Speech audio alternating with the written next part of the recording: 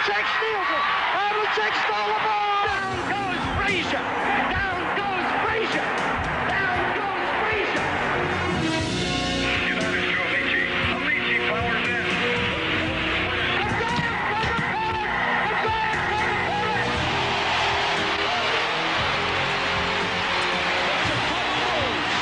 Won their sixth NBA championship. Gibson, swing. This is gonna be a home run. Unbelievable! I don't believe what I just saw.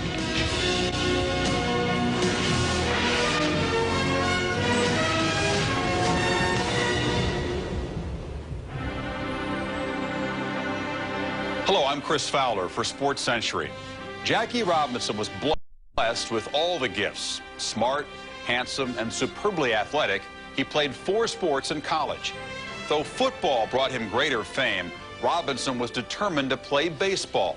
And like many black men before him, he headed into the obscurity of the Negro Leagues. Then, 2 circumstances conspired to make him a major world player of the 20th century. The first, a white man with a passion for racial justice. And the other, a not-so-simple factor known as timing.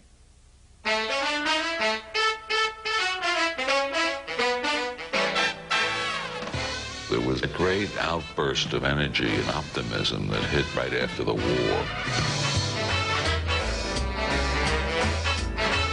Not only had the war ended in triumph, but the whole long period that included the Depression had come to an end. It was replaced by a sense of possibility and optimism that had not been there for a long time. The post-war glow fell everywhere, it seemed, but not on the African American, who worked and struggled in a world apart, separate and unequal. It really was the land of opportunity, the land of milk and honey, the land of decency, except it was still segregated.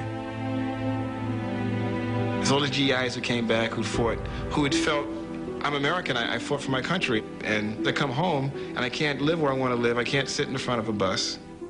There were instances in which German prisoners of war based in this country had more rights on army bases than did the black people in uniform. The German prisoners of war could go to officers' clubs and the black people couldn't.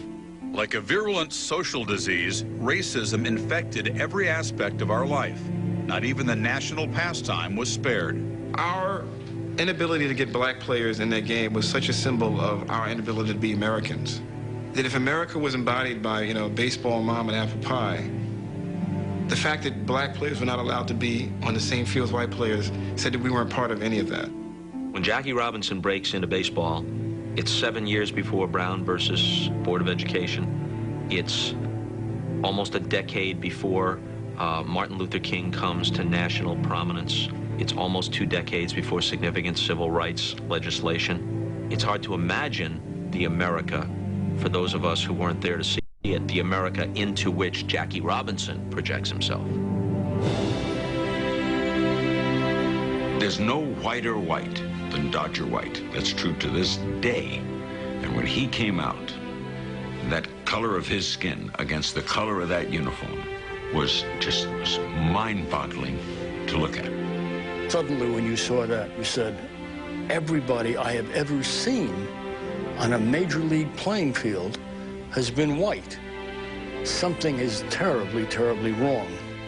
They gave the black community a sense of hope, a sense of pride.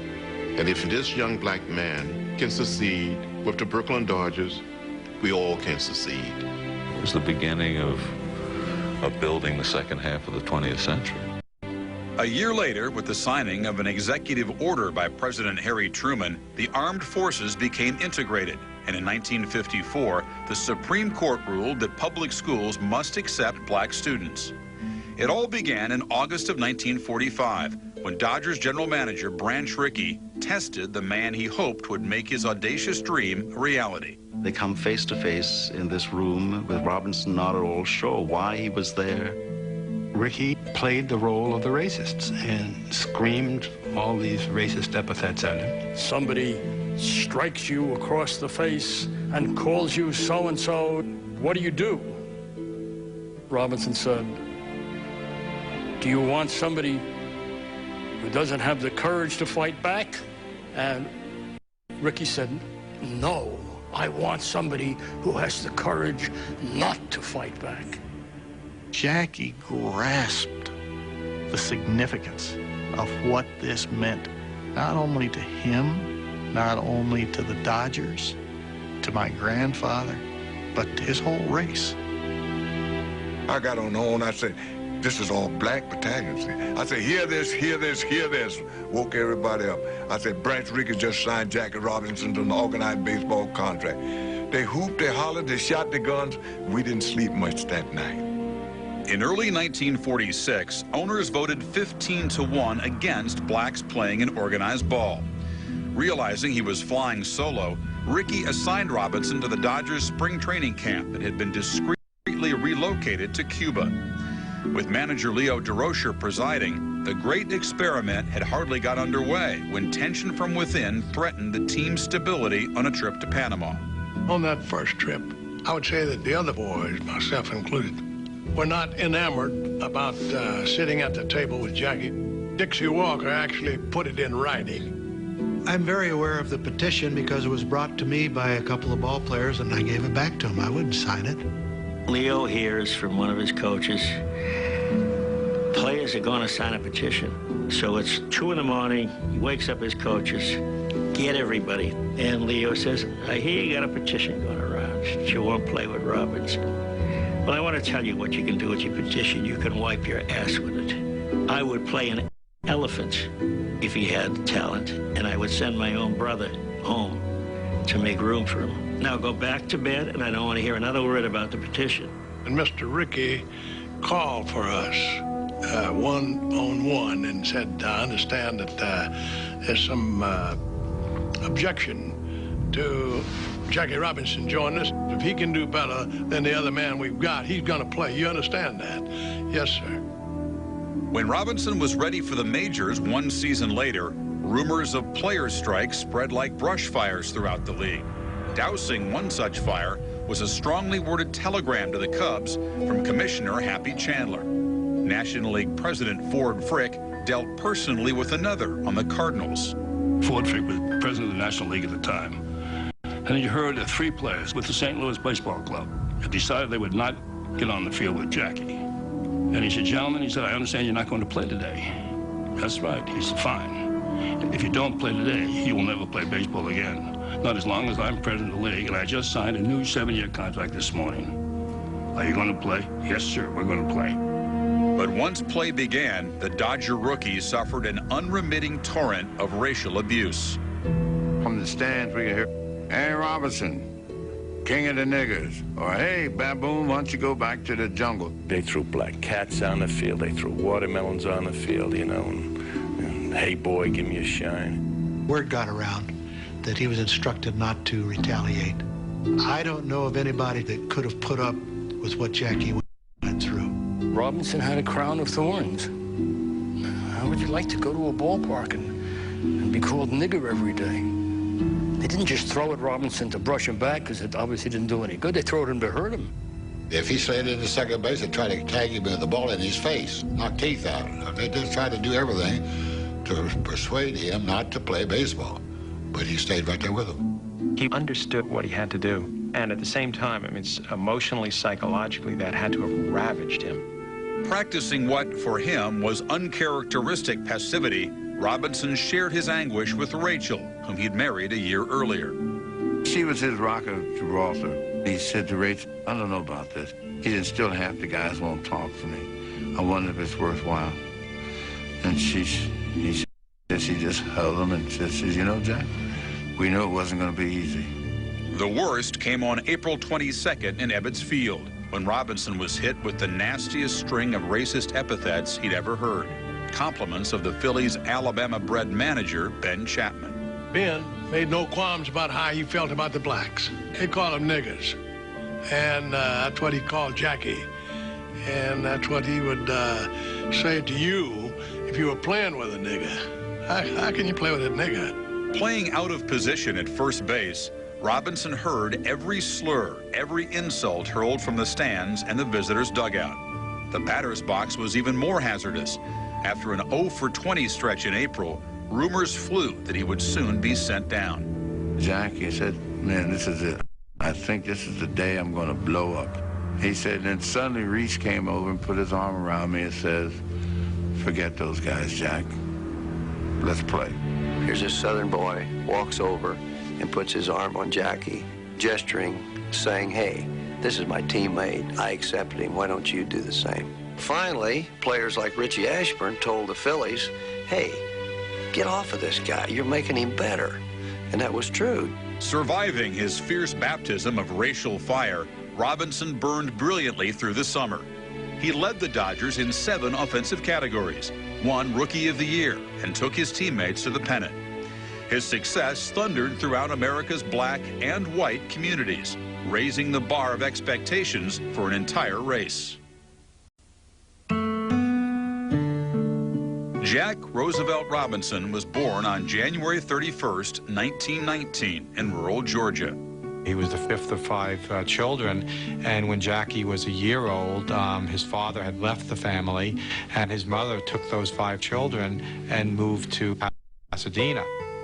Mally was the central influence on his life, beyond a doubt. She taught him restraint and optimism in the face of adversity, the feeling that somehow he would win out. She worked mainly cleaning other people's houses, but earned enough money to buy her own house. She bought into this place, which was on Pepper Street, among whites. Hers was the first black family there.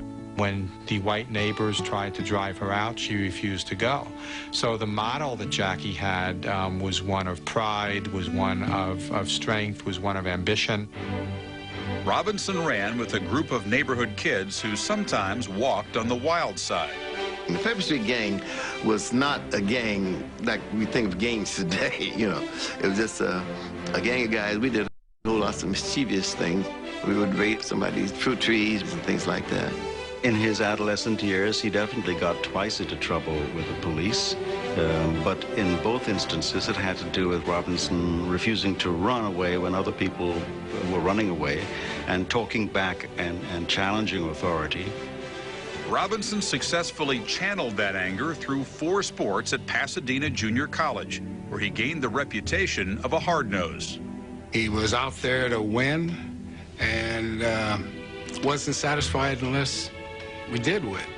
He didn't take any guff, and if you did something dirty to him,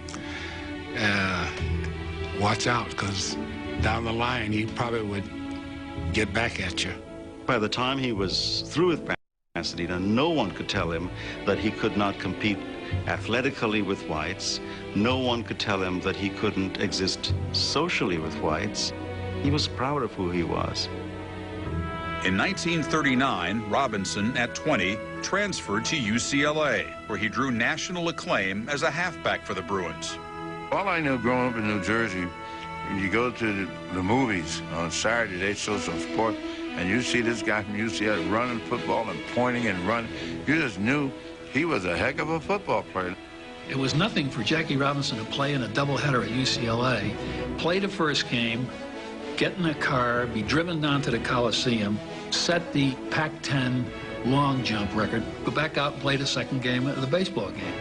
When I was a youngster growing up in Southern California, I idolized Jackie Robinson. There wasn't a sport he couldn't play. Tennis, golf, you name it, he could play it.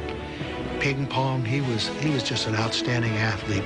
He was as great an athlete, probably all-around athlete, as we have seen in this country in this century. The first student in UCLA history to letter in 4 sports, Robinson suddenly dropped out of school in his senior year, convinced that his chances of finding gainful employment would be no better had he stayed to get a diploma. His brother Mac had a college degree from the University of Oregon. His brother Mac also had been a great athlete, and he had been unable to get anything better than a janitor's job in Pasadena. I don't think he ever thought he would be a professional athlete in any serious way because of the color of his skin.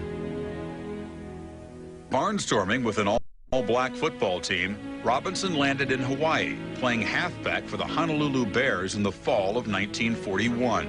On December 5th, he left for the States. 2 days later, the date that President Franklin Roosevelt declared would live in infamy befell Pearl Harbor. The following April, Jackie was in the Army. Assigned to Fort Riley, Kansas, he had applied for officers candidate school only to learn that he was not eligible. They were not allowing African Americans. But in the midst of almost certain rejection, fate smiled on Robinson when an enlisted man by the name of Joe Lewis was detached to Fort Riley on temporary duty. Lewis was a sergeant, but needless to say, he was not your ordinary sergeant. And Robinson sought out Lewis to see if there was anything he might do to make sure that they set up a class of black officers. Jackie was on the drill field in the last phases of officer candidate training with a senior officer. He referred to a black soldier as a stupid nigger son of a bitch. Jackie said, just a minute, that man's a soldier in the U.S. Army.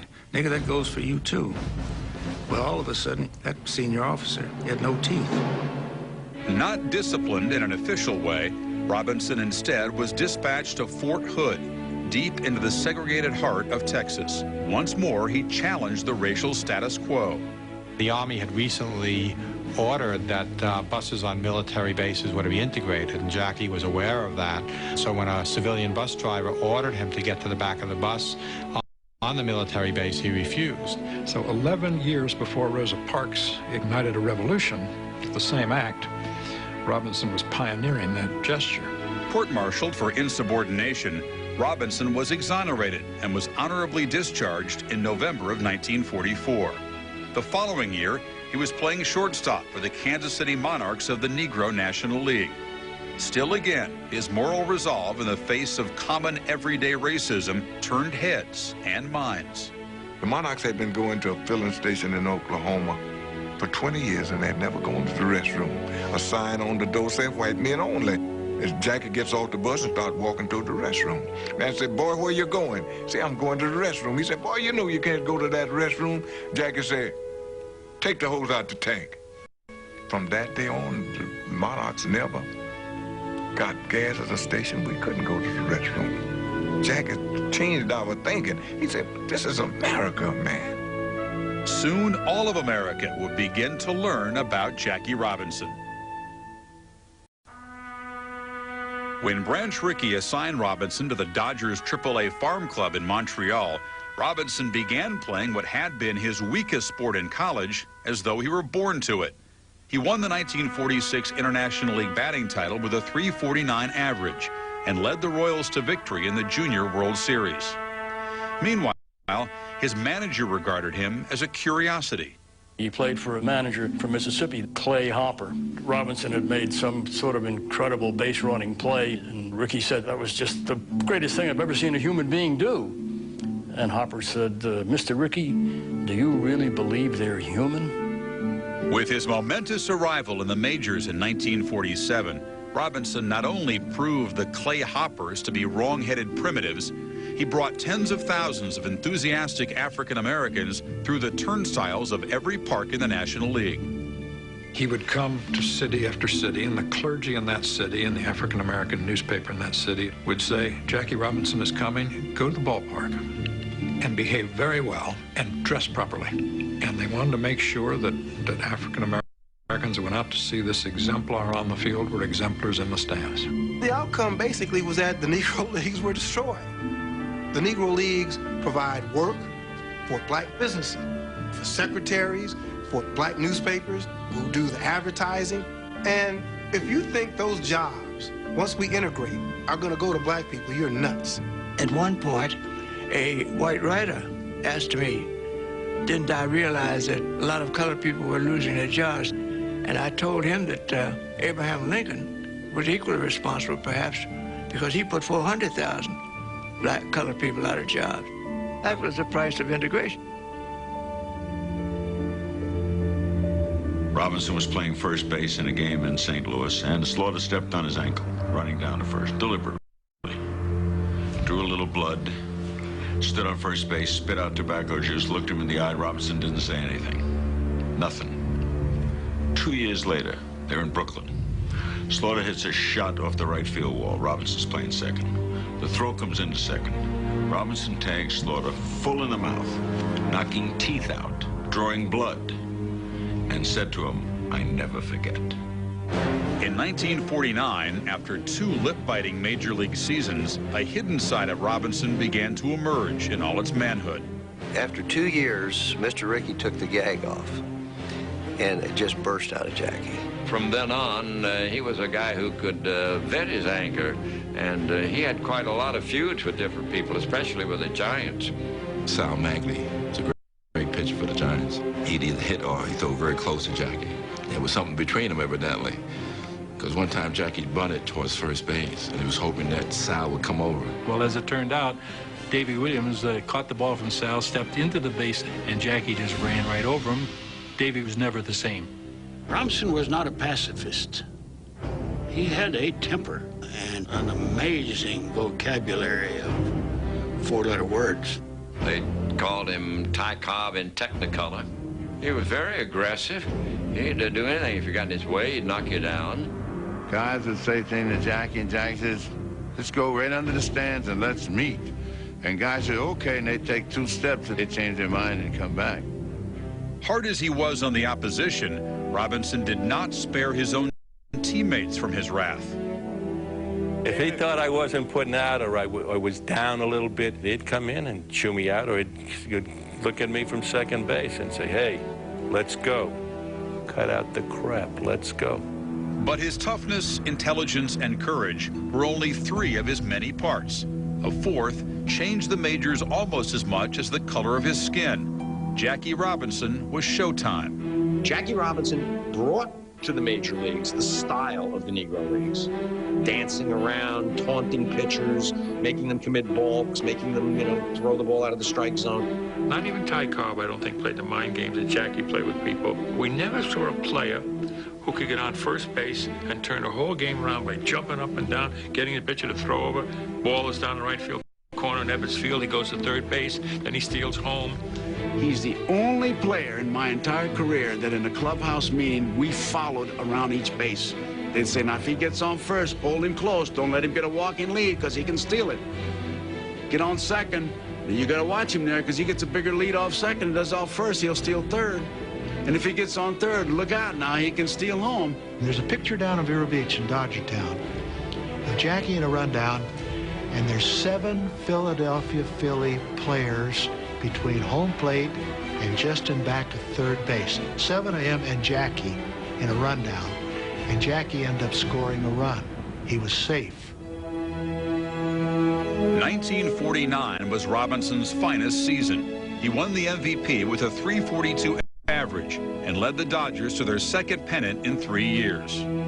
At 30, he was universally regarded not only as the first black in the majors, but as a great player. When you consider that the man played in 4 World Series, one at first base, one at second base, one at third base, and one in left field, you have to know immediately what kind of ability he had. Averaging .323 between 1950 through 1954, Robinson led the talent-laden Dodgers against the Yankees in 2 more World Series, losing both. But in 1955, they were bums no more, beating New York in 7 games for the first World Championship in franchise history. I happened to be in the borough of Brooklyn on that afternoon. It was just a wonderful moment to be riding the subway back in toward Manhattan and hearing the bells going off all over Brooklyn. Although Robinson's average had plummeted to .256 during the season, he set the tone for victory with his 19th career theft of home in Game 1 of the World Series. Worn by hustle, drained by the cruel demands of history, Robinson, at 37, was on his last legs in 1956. In his 6th World Series in 10 seasons, Robinson's battle against time was underscored in Don Larson's perfect game. Jackie Robinson led off the 2nd inning, hit a line drive to Andy Carey, and the ball rolled to McDougal, who was coming over that way, and threw Jackie out, boom, boom. The year before that, he might have beaten an out. What the Dodgers decided to do was trade him to the Giants, sold him for $30,000 and a routine pitcher named Dick Littlefield. What a way to treat Jackie Robinson. This icon, this integrator, this pioneer, to sell him like an old shoe. And he said, no, I'm not going to the Giants. I'm a Dodger. I'm blue. So he quit.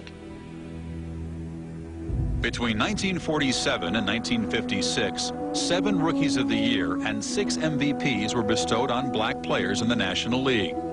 But such dominance at the top was not reflected throughout the major league rosters. In Robinson's last season, 51 non-whites were sprinkled over 16 teams. Race relations in the major leagues had not improved all that much. A black player still had to be better than average. Blacks were never reserves. You either started or you're in the minors. The bench was white. Most of the black ball players who followed Jackie were scared to death to say anything whenever anything was going on. You weren't going to get any complaints out of Willie Mays.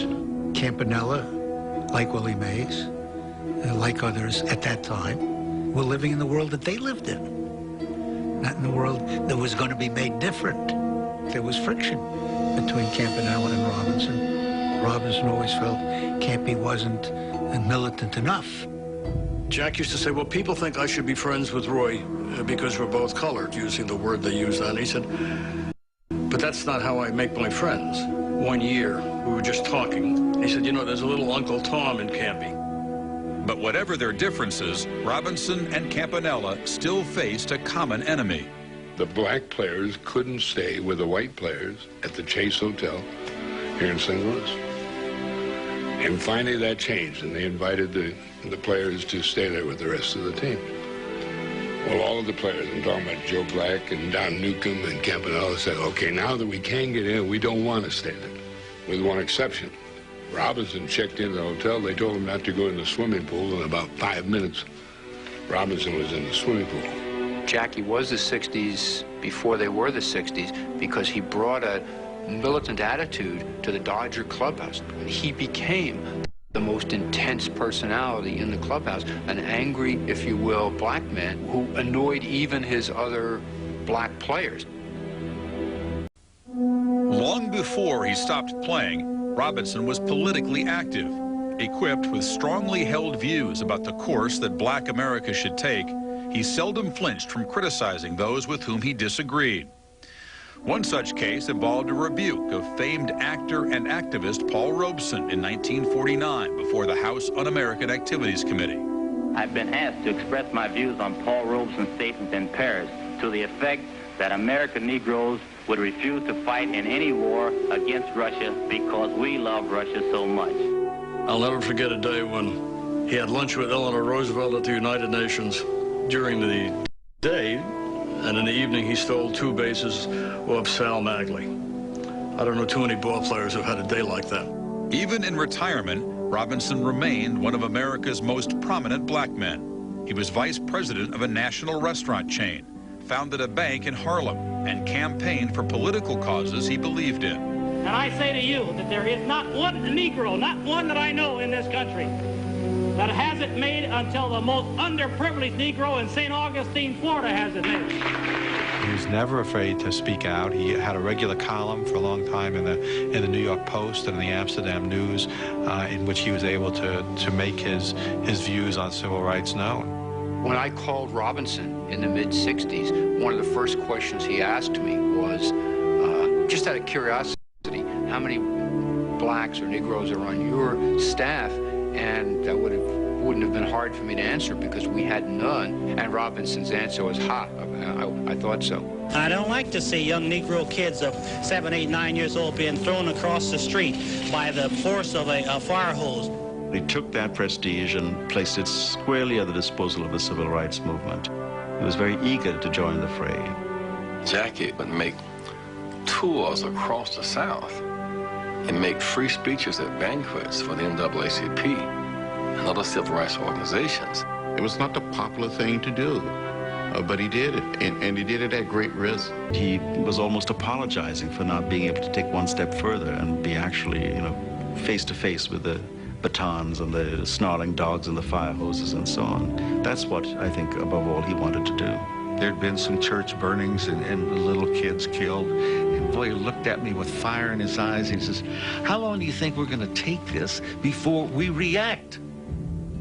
He played politics the way he stole bases, with elements of daring and surprise. Neither party was sure when, how, or for whom he would campaign. Jackie Robinson was a political free agent, and he knew the value of being uncommitted, committed to justice, committed to a certain political agenda, but not to be taken for granted by one party or another. He felt that if all blacks simply voted for the Democrats would be able to take them for granted. And so he felt they needed a strong presence in the Republican Party. You'll hear the same thing somebody like J.C. Watts today. I said, but Jack, there are lots of issues. He said, there are pressure groups working for all of them. I am a one-man pressure group for civil rights. Nixon had really courted Jackie Robinson for many years. There's a whole series of letters that Nixon wrote to him in the late 50s.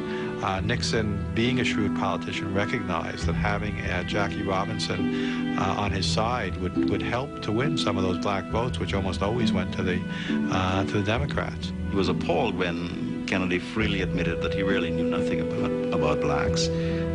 He would try to sort of work up a knowledge, but he didn't know blacks. Chester Bowles, a prominent Democrat, had arranged in Connecticut an evening with Jackie Robinson and John Kennedy. He said, Mr. Robinson, being from New England, I haven't known many Negroes.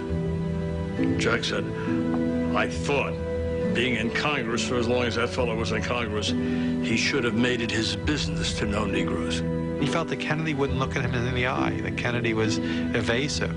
In the fall of 1960, when Martin Luther King was arrested during a sit-in in Atlanta, it became clear to both parties that the candidate with the stronger stance on civil rights would win the November election. He said, I talked with Nixon's people, or he may have said, I talked to Nixon. I told them they needed to make some response. He said, I pleaded with them, and they never said a word. Nixon's other advisors said, no, don't do that. You'll alienate white voters. And Nixon listened to them. It took John Kennedy picking up the phone, calling Coretta when Martin Luther King was arrested, to give a wake-up call. That was one telephone call probably swung that election. And any of us who were not personally involved with Nixon immediately swung to Kennedy. Jackie happened to have been personally involved. Kennedy's gesture toward the black population at the 11th hour won the day on November 8th, and Robinson's image as social pioneer was discarded like so much unused GOP confetti. Jackie went from finding himself a decade before a symbol of social progress to seeing himself called an Uncle Tom, reviled by people who I think he had helped to, in a way, set free. And that hurt him tremendously. Concerned that the tide of social reform could swing either way in the early 1960s, Robinson peppered the JFK administration with warnings that a new radical generation of civil rights leaders was bent on racial progress by any means necessary. Today we're telling them clear in their mind, if you touch us with your hand, we're going to break your arm. So here comes the black Muslim movement, which says that whites are blue-eyed devils and is pushing a gutter anti-Semitism. Robinson was appalled by that, simply appalled. He was the only one that I know who criticized Malcolm X and took him on within his own world. He said that Malcolm's vigilante, don't tread on me, posture was phony. You've never been on the front lines. I know how tough that is. I have gone down to Birmingham, and I've gone down to Selma, and I've seen a courage there that you don't have.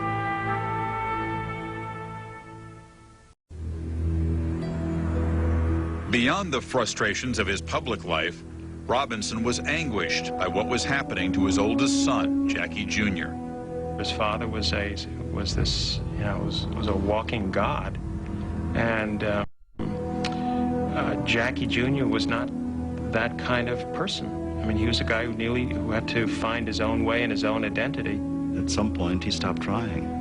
And then he goes off to Vietnam, has people, friends killed all around him, turns to drugs, and It's a familiar story in some ways. A news reporter called his office and told him, your son's just been arrested on drug charges. We all met as a family. We went to the jail as a family. We checked on Jackie first, and then my father went up and dealt with the press. My dad said, you know, I'm responsible. I take personal responsibility for this because I couldn't get to my child. Look, it happened in my home. It could happen in your homes. There was a real recovery program that he entered, and he began to turn his life around. And then, I mean, the irony of ironies, he died in a car crash. He just agonized. He said, Carl, all the kids I've talked to, he said, all the places I've been, he said, maybe I didn't spend enough time with my own son. It was very, very moving and touching service. We went out on the street, and Jack was talking to young people on Green Avenue in Brooklyn, telling them about drugs, telling them about the hell that heroin would take them to. He'd come in there weeping with grief at his son, and he came out helping the young people. Hemingway says, courage is grace under pressure. There was grace under pressure. His spirit broken, Robinson's physical condition worsened after his son's death in 1971. He was losing an extended battle with diabetes. He could hardly see. In fact, I asked him to sign something for me, and it was upside down. And he was signing it upside down. I had to turn it around. There was one day when I no longer could deny, you know, that my father was getting sicker. You know, he walked slower and he had the limp and he was going blind. Standing on the corner of 7th Avenue and 52nd Street, I heard a voice that I recognized, and listen, I don't mean any harm, but would you just let me hold your shoulder? I don't see so well. I just would like to help to get across the street. And it was Jackie Robinson. He was a guy who, in his 40s, looked like he was 70. With his life draining out of him, Robinson doggedly waged the war he started 25 years earlier. When asked to attend the 1972 World Series, he refused, citing as his reason the absence of a single black manager in the major leagues. I said, supposing I told you that I am working very hard on that right now, and I promise you I'll get it done. Just a matter of time. I will get it done. Would that make any difference? And he said, I'll think about it. So I think he called me the next day or two, and he said, yeah, I'll do it, because of that promise. Jackie didn't like promises. He said to me, don't put me in my grave promising that my son will have equality.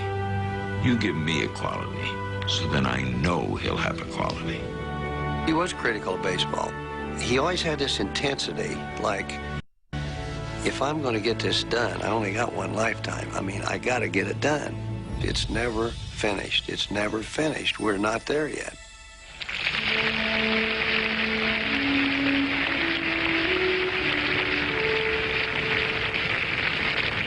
I'm extremely proud and pleased to be here this afternoon, but must admit I'm going to be tremendously more pleased and more proud when I look at that third base coaching line one day and see a black face managing in baseball. Thank you very much. That was Robinson.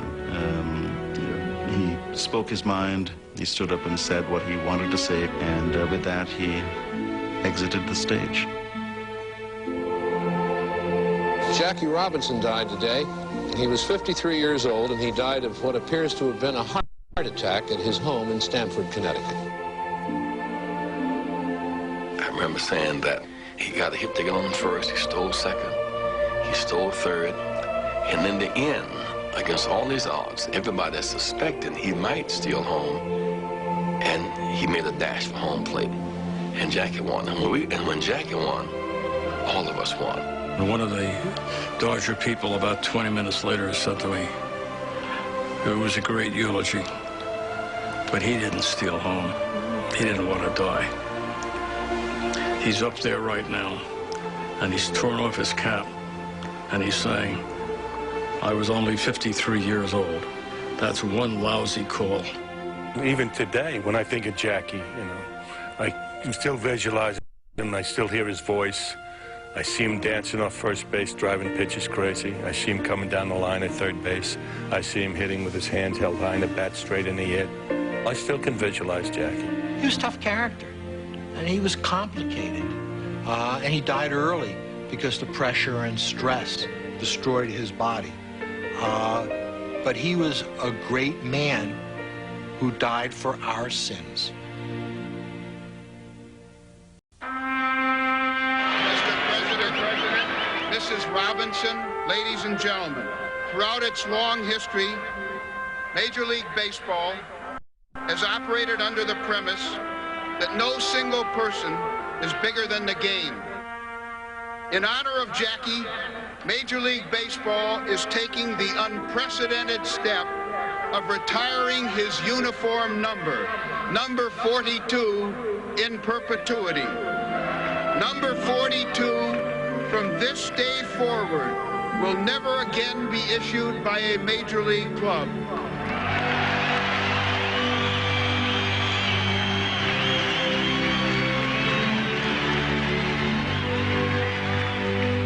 Whatever success I've had in professional baseball is simply because Jackie Robinson paved the way for me to get where I am today. There's no way that I could have put up what Jackie Robinson put up with. Brian Strickey asked Jackie Robinson not to fight back or not to talk or say anything for 2 years. He just had to accept it.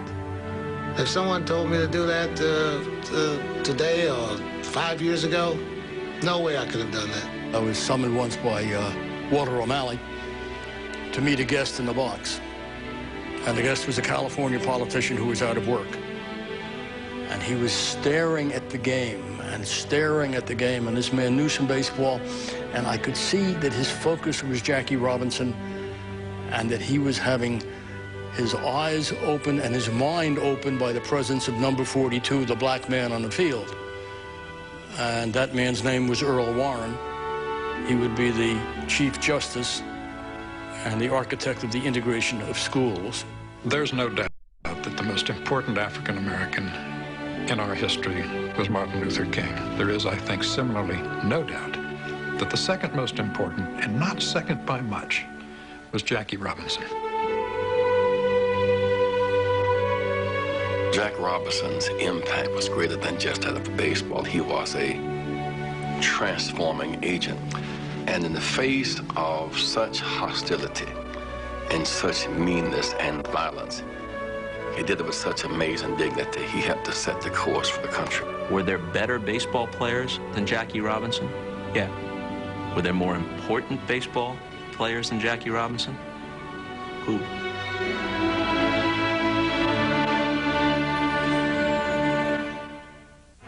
Since Jackie first stepped across that line at Ebbets Field, the Robinson effect has carried well beyond sports. Without Jackie, would we have had Martin Luther King? Or would a Bronx kid named Colin Powell have been named Secretary of State? The revolution continues. For Sports Century, I'm Chris Fowler.